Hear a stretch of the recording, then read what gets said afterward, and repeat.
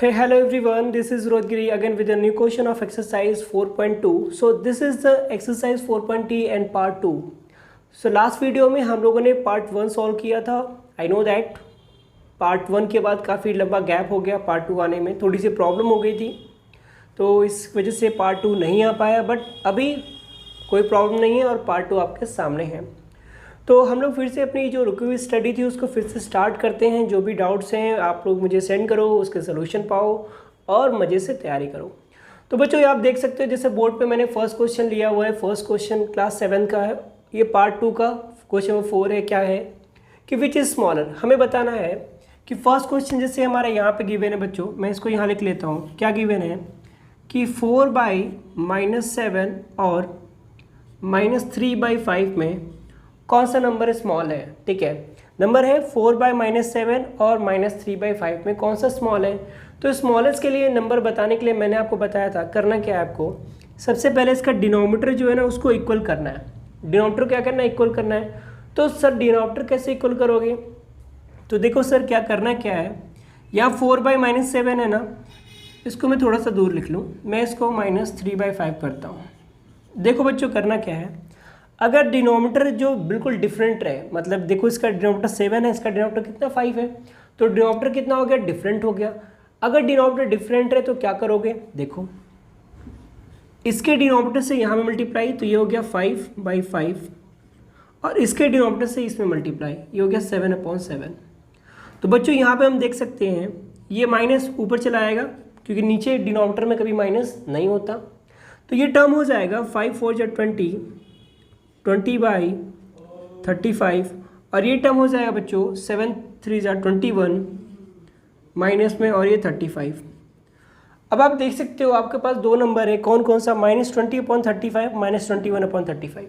ठीक है, अब एक चीज़ हम जानते हैं, अब जब नंबर ऐसे हो जाए तो आप नीचे वाले नंबर को भूल जाइए. मतलब आपको 35 को नहीं याद रखना, मतलब डिनोमिनेटर को आपको नहीं याद रखना.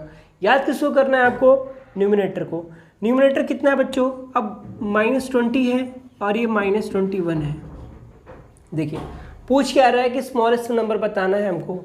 तो अब दोनों में स्मॉलेस्ट कौन होगा, ये -20 है, ये -21 है. तो याद रखिएगा माइनस में चीज़ें बिल्कुल उल्टी होती हैं.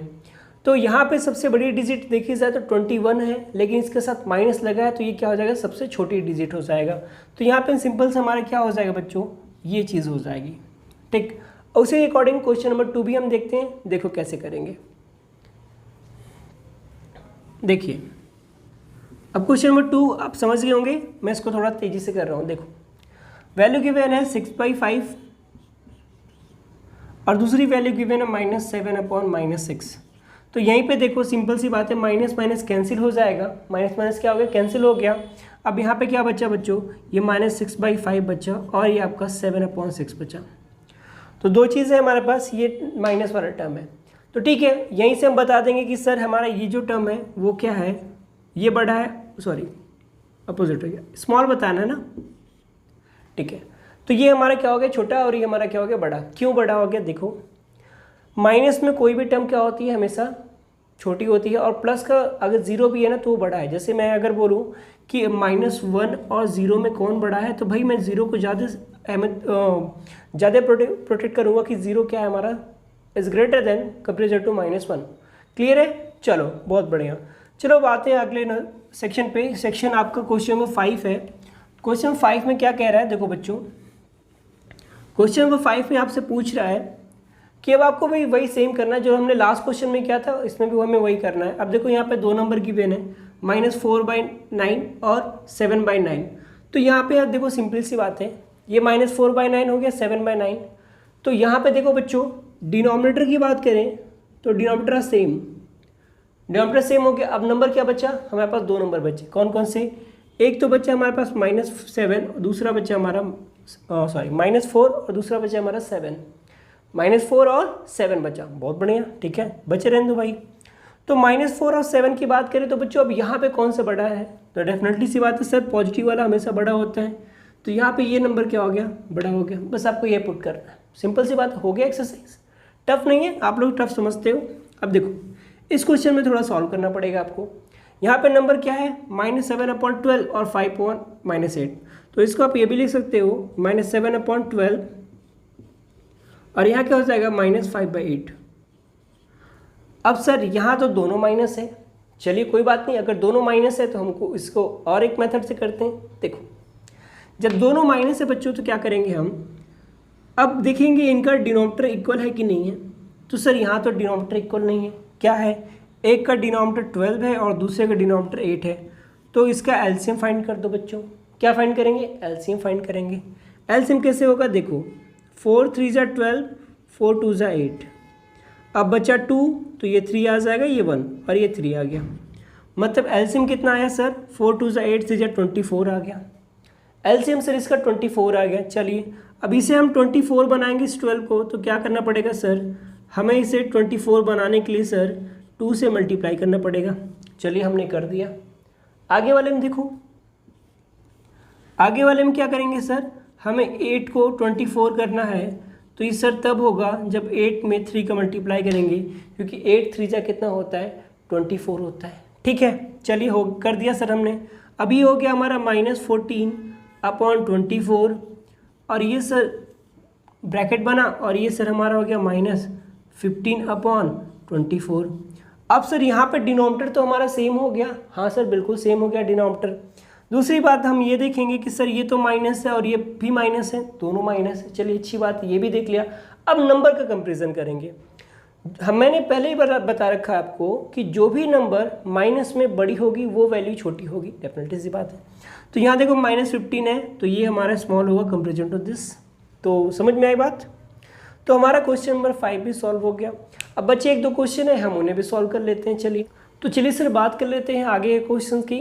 तो आगे के क्वेश्चन आप देख सकते हो कि हमें करना है arrange ascending order, arrange descending order और एब्सोल्यूट वैल्यू।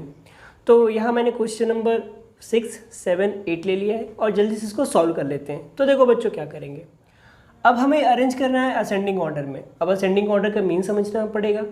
असेंडिंग ऑर्डर मतलब क्या होता है कि आप किसी छोटे वैल्यू से बड़े वैल्यू की तरफ जाएं, तो दैट्स कॉल्ड असेंडिंग ऑर्डर। ठीक है, डिसेंडिंग ऑर्डर ठीक आपका ये असेंडिंग जा रहा है, ठीक है। डिसेंडिंग का मतलब हो गया ठीक जस्ट अपोजिट, मतलब नीचे से ऊपर जाना असेंडिंग और ऊपर से नीचे आना डिसेंडिंग। बहुत सिंपल है, टफ है नहीं, बिल्कुल नहीं। तो सर करेंगे कैसे इसको, चलिए अब देखो बच्चे यहाँ पे देखो, जब असेंडिंग और डिसेंडिंग करेंगे तो उसके लिए आपको ये पता होना चाहिए कि कौन सी वैल्यू बड़ी है, कौन सी उससे छोटी है, कौन सी उससे छोटी है, कौन सी सबसे छोटी है। ठीक है, ये बात पता होनी चाहिए कि नहीं, डेफिनेटली पता होना चाहिए सर। तो कैसे पता करेंगे सर, क्या करेंगे, हम नंबर को देखेंगे। तो नंबर हम यहाँ देखते हैं सर, यहाँ 2/-3 है, यहाँ -7/9 है, यहाँ -5/21 है। तो सर किसी का डिनोमिनेटर मैच कर रहा है क्या, नहीं सर किसी का डिनोमिनेटर मैच नहीं कर रहा। चलिए अगर किसी का डिनोमिनेटर मैच नहीं कर रहा तो क्या करेंगे सर, तो सर क्या करेंगे हम, तो सर इनका जो डिनोमिनेटर है हम उसे इक्वल करेंगे। क्या करेंगे, डिनोमिनेटर को इक्वल कैसे करेंगे सर, एलसीएम से लेके करेंगे सर। चलिए देखिए, तो अब -3 यहाँ लिख लेंगे, एलसीएम ऑफ 3, 9, 21। अब कितना आएगा कैसे पता करेंगे, देखो 3, 9, 21 लिखो, डिवाइड करो, 3 से डिवाइड करो, 3 3 0 9, 3 7 21, 3 7 और 7 से जाएगा। इट मीन्स कितना आया, 3 3 9 और 9 7 से कितना हो गया 63। तो बच्चों एलसीएम कितना आ गया इसका एलसीएम आ गया सर 63। चलिए तो ये जो नंबर है बच्चों वो -2/3 है, हमें इसे बनाना है 63। तो क्या करेंगे हम, 7 में किससे मल्टीप्लाई करें, 21 से, सॉरी 3 में 21 से मल्टीप्लाई करेंगे, तो ये तो 63 आ गया सर। अब ये कितना आ जाएगा सर, ये आ जाएगा सर 42, वो भी किस में, माइनस में। ठीक है, चलो देखो आगे की बात करते हैं -7/9 की। तो -7/9 को हमें 63 करना है सर, तो हम 7/7 से मल्टीप्लाई करेंगे, तो 7 7 जा तो हो गया सर 49 माइनस में, और ये हो गया 63। ठीक है सर। अब एक चीज़ और बचा, वो क्या बचा सर हमारा कि -5/21। तो सर -5/21 लिखा हमने इसे मल्टीप्लाई किया कितना, हमें इसमें 3 से मल्टीप्लाई करना होगा, क्योंकि 21 3 जा होता है 63। So this will become 15/63। Now just look at this number. तो अभी इस नंबर के बारे में हम बात करें बच्चों, तो देखो क्या हो जाएगा, अगर हमें असेंडिंग से डिसेंडिंग ऑर्डर लिखना है तो सारे के सारे नंबर तो देखो किस में है, माइनस में है। अब बात कर लो इसकी, तो ये भी आपका -42 है, दिस इज़ -49, दिस इज़ -15। तो माइनस में जो सबसे बड़ी डिजिट होती है that's called a smallest digit. तो देखो क्या हो जाएगा, तो सबसे बड़ी डिजिट क्या है सर, सबसे बड़ी डिजिट है सर 49/63। सर इससे बड़ी डिजिट कौन सी होगी सर, सर इससे बड़ी डिजिट होगी आपकी -42/63। सर इससे बड़ी डिजिट कौन सी होगी, तो सर इससे बड़ी डिजिट होगी आपकी -15/63।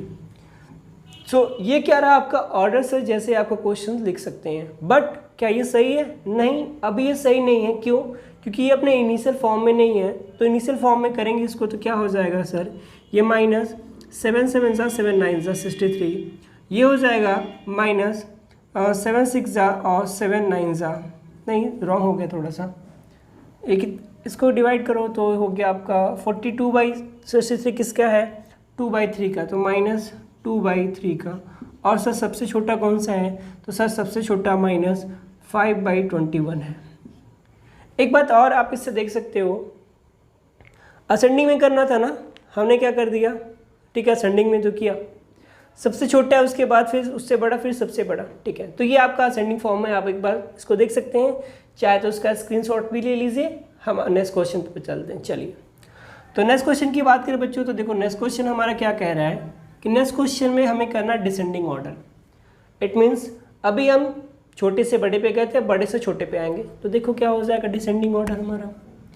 तो यहाँ पे देखो 4 6 12 सबका डिफरेंट डिफरेंट है, तो आप क्या करोगे, एलसीएम फाइंड करोगे। एलसीएम ऑफ 4 6 12 सर कितना आएगा, चेक करेंगे हम। 12 लेंगे, 6 लेंगे और 4 लेंगे, डिवाइड करेंगे तो 2 6 12 हो गया सर, 2 3 और 2 2 4। फिर 2 से डिवाइड करेंगे सर, तो 2 3 6 हो गया, 3 जाएगा नहीं, 2 1 2 हो गया। अब ये 3 से जाएगा, तो हम देख सकते हैं सर कितना आया, 2 2 4 3 12।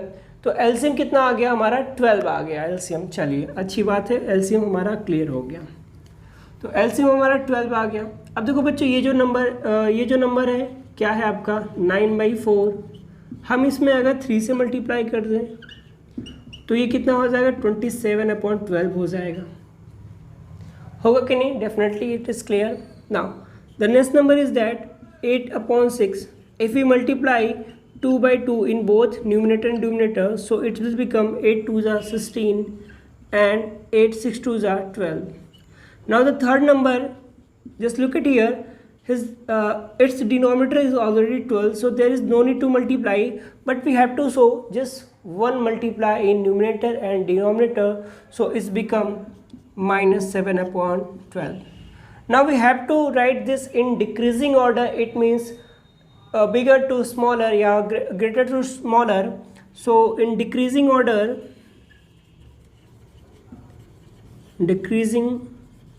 order will be what? So just tell me which is the greatest number. If we just forget this number, this denominator, so greatest number is 27. Okay, so this is right, 27/12. After that 27/12, after that 16/12, and the smallest number is -7/12. Now if we write in the correct form of this equation, so this will become 27, this is 9/4, 16/12 is 8/6. Why writing 8/6? Okay, just leave it. 8/6, and this is -7/12. This is already in initial form. So this is clear. So we will solve question number 8 now.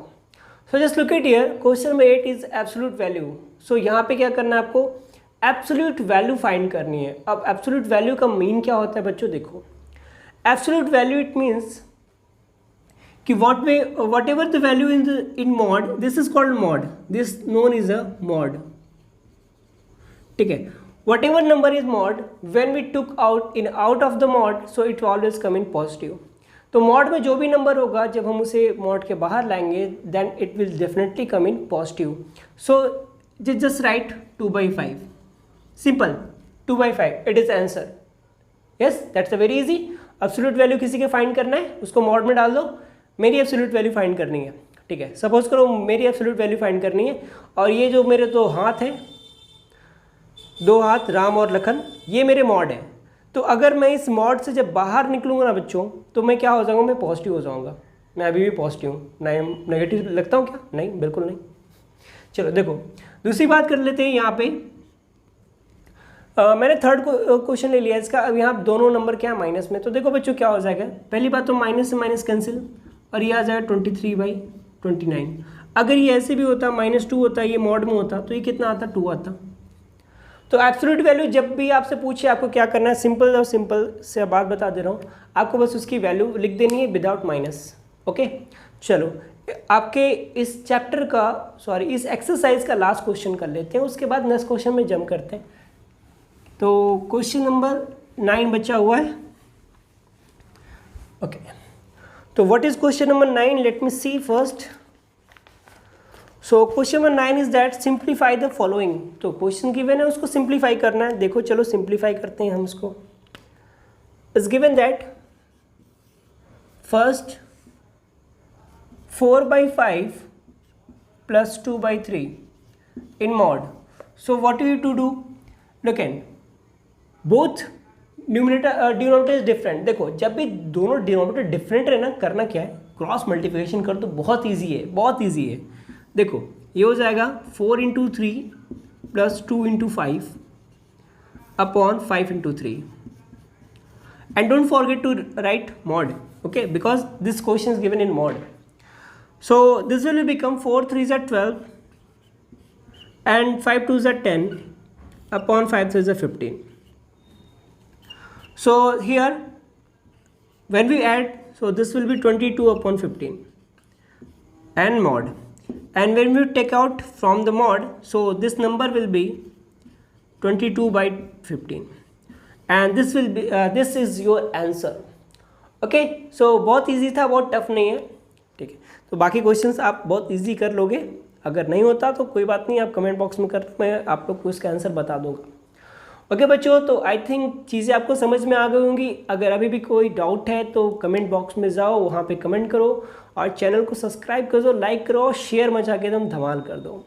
ठीक है, फिर तब तक के लिए have a nice day, see you tomorrow. मिलते हैं नए वीडियो में एक नए टॉपिक के साथ, एक नए एक्सरसाइज के साथ और एक नए एनर्जी के साथ. तब तक के लिए साइन आउट.